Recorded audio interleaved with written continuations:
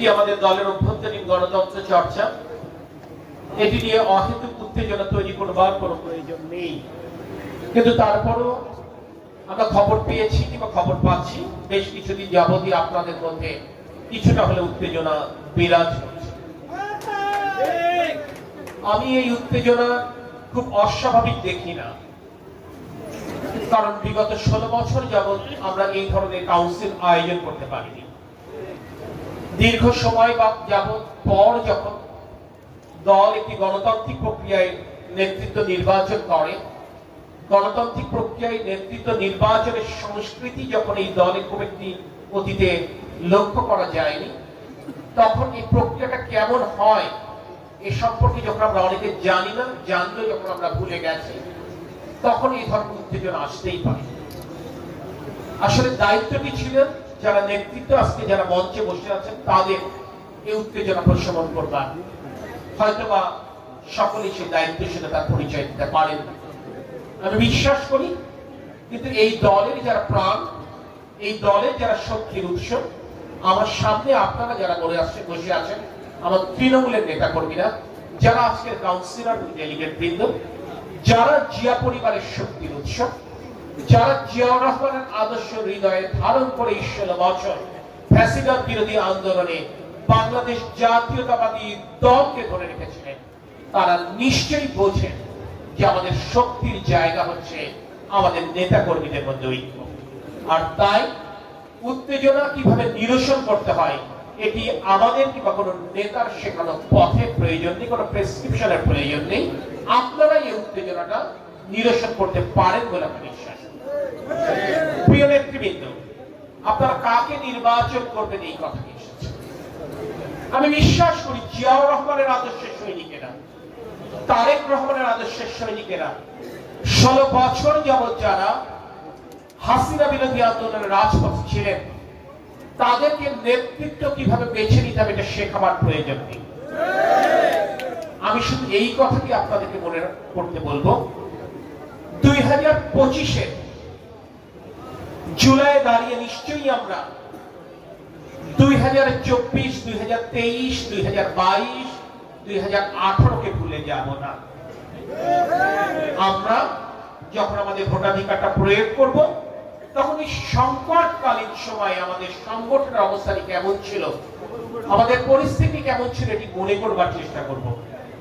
আমরা এমন ভাবে সংগঠন তৈরি করবার চেষ্টা করব, ঠিক যেভাবে আমাদের ঘূর্ণিঝড় এবং টর্নেডো থেকে সুন্দরবন সমগ্র বাংলাদেশকে রক্ষা করে, ঠিক তেমনি এমন একটি মজবুত সংগঠন তৈরি করব যাতে করে যখনই কোন রাজনৈতিক ঝড় আসবে তখন যেন কচুয়া উপজেলা বিএনপিকে সেই সংগঠন রক্ষা করতে পারে।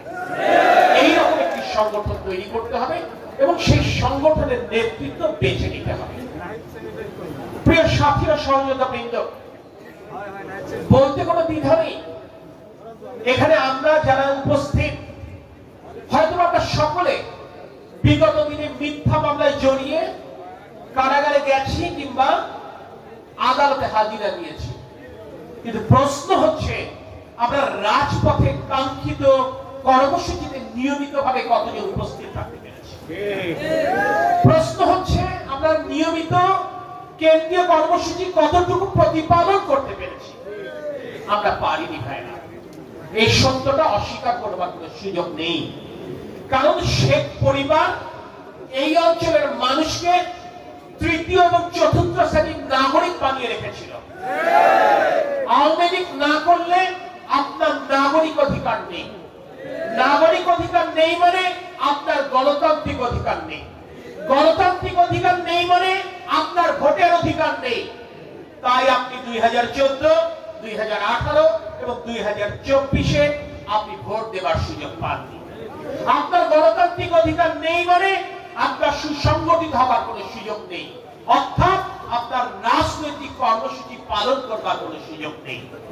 আপনারা দেখেছেন না রাজনৈতিক কর্মসূচি পালন করতে গিয়ে কিভাবে আমাদের আহ্বায়ক এটিএম আকরাম হোসেন তালিম এবং আমাদের সাবেক সভাপতি এমএস সালামকে একই হাত করায় দুই প্রান্ত দুইজনে দুই হাতে পড়িয়ে গ্রেফতার করা হয়েছে। সেই স্মৃতি নিশ্চয় আমরা ভুলে যাইনি। অর্থাৎ আপনি আমি নিজের মধ্যে বিভেদ রেখা টানলেও শেখ হাসিনা কিন্তু আপনার আমার মধ্যে বিভেদ রেখাটি টানেনি। শেখ হাসিনা কিন্তু আপনাকে আমাকে বিএনপি বলেই বিবেচনা করেছে।